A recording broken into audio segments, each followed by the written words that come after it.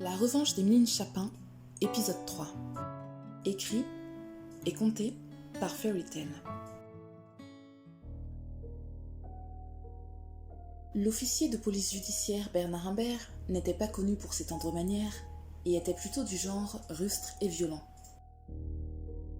Il était aussi connu pour ne pas faire dans la dentelle quand il plaçait des suspects d'origine étrangère en garde à vue, et pour dire carrément les choses, avec Imbert, la bastonnade faisait office de cadeau de bienvenue.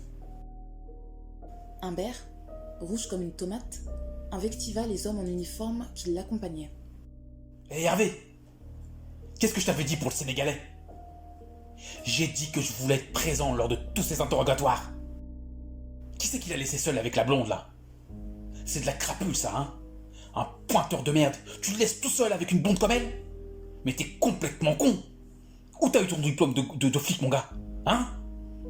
Dans un paquet de Skittles? Ce genre de baltringue là, faut le tenir à l'œil et jamais le lâcher. L'agent de police, répondant au nom d'Hervé, bafouilla quelques excuses incompréhensibles qui, loin de calmer le chef, le rendirent plus furieux encore. Tes excuses, tu peux te les foutre au cul. Tiens, tu les donneras au type en excès de vitesse quand tu les contrôleras. Au boulot.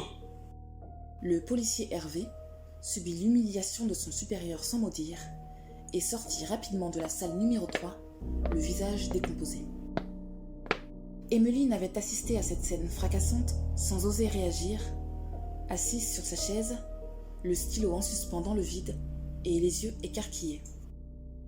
Elle regarda Bernard Imbert s'approcher d'un pas rapide et lourd du prévenu Souley Bas, qui se trouvait toujours contre le mur, les mains liées derrière la tête.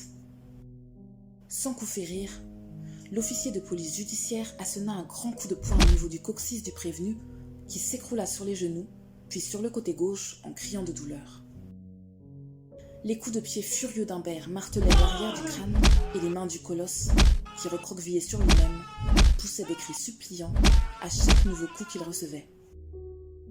Lorsque Bernard Imbert fut forcé de s'arrêter, le souffle court et le visage rougeâtre, ce fut pour siffler entre ses dents.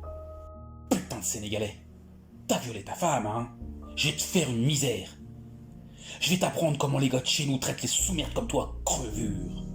Et Bernard Imbert se racla la gorge avant de cracher violemment sur le visage de Souley Bas. Emeline, toujours figée, trouva enfin la force de se lever, au bord des larmes. Elle courut jusqu'à son client et s'agenouilla au-dessus de lui. Le grand noir était inerte. Il respirait difficilement. Les coups de semelle donnés par l'officier de police judiciaire lui avaient ouvert le crâne, formant plusieurs plaies qui saignaient abondamment.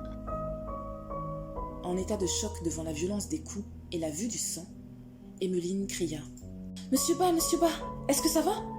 Monsieur Bas !»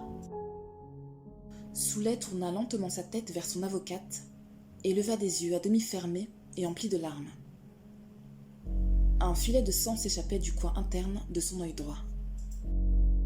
Emeline retourna en courant à la table vissée au sol qui meublait la crasseuse salle d'interrogatoire et saisit sa mallette qu'elle avait appuyée contre l'un des pieds de la table. Les doigts tremblants, elle attrapa son téléphone portable et un paquet de lingettes qu'elle dénicha au fond de sa mallette. Se précipitant auprès de son client, elle ne jeta même pas un regard à Bernard Imbert, qui se grattait la tête, ne sachant que faire.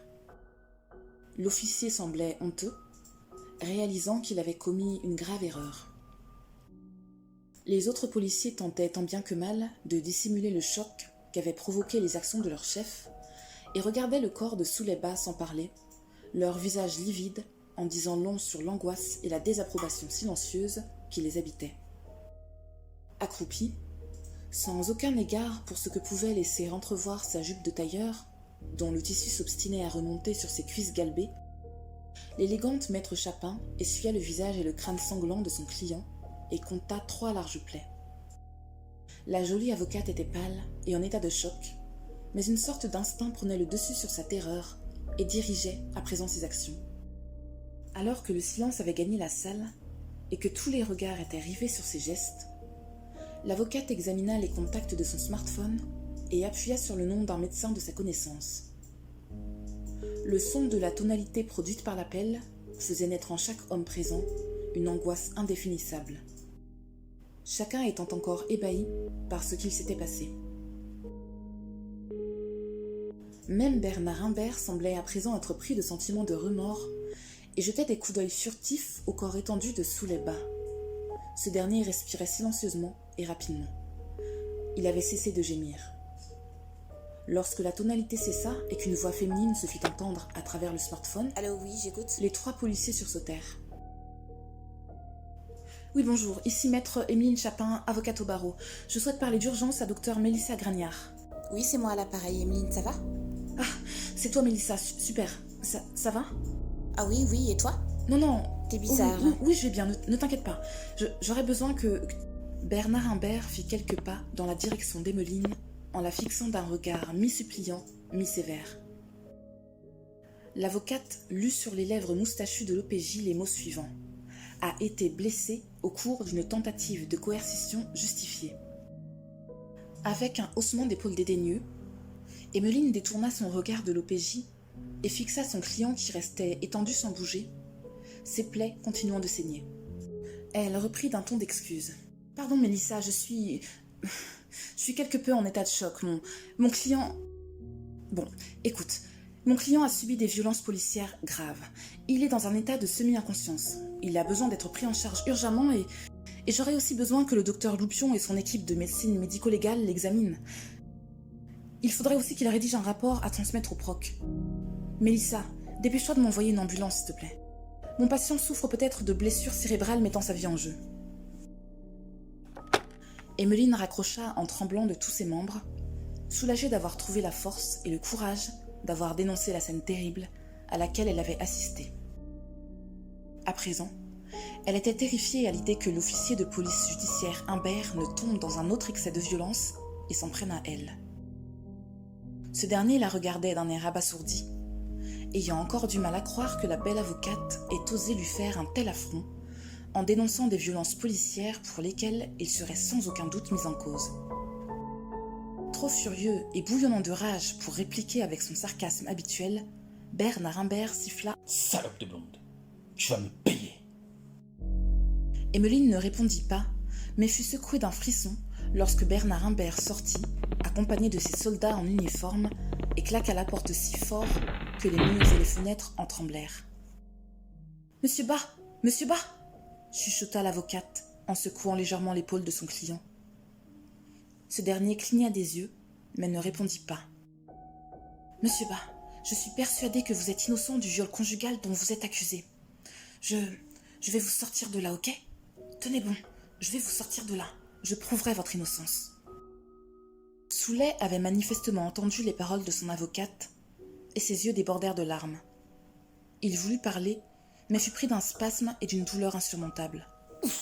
Ses yeux s'exorbitèrent, ses mâchoires se crispèrent, au point où l'on entendit le grincement de ses dents. Son corps gigantesque fut secoué de tremblements saccadés, qui le faisaient s'arc-bouter sur lui-même. Emeline était à présent en proie à la panique et ne parvenait pas à placer son client en position latérale de sécurité. Quand enfin M. Bas se calma, les secours venaient de pénétrer dans la salle d'interrogatoire, accompagnés de plusieurs policiers. Emeline souffla de soulagement. Enfin, son client allait être pris en charge et atterrir entre de bonnes mains. Après avoir échangé quelques mots avec l'équipe de secours, l'avocate se leva, amassa ses affaires, et alors qu'elle allait se diriger vers la porte entr'ouverte pour rentrer chez elle, elle regarda sa montre. Le cœur battant, elle lut 18h50. Non, il lui fallait absolument être rentrée chez elle dans 10 minutes. Elle habitait à environ 25 minutes de distance du commissariat des Trois Pavots. Jamais elle ne serait à l'heure et jamais elle n'aurait le temps de préparer le dîner, le bain et la soirée de son exigeant mari. C'était une véritable catastrophe. Emeline partit en courant et se faufila hors du commissariat. Elle ne se rendit même pas compte qu'elle avait omis d'emporter sa précieuse mallette.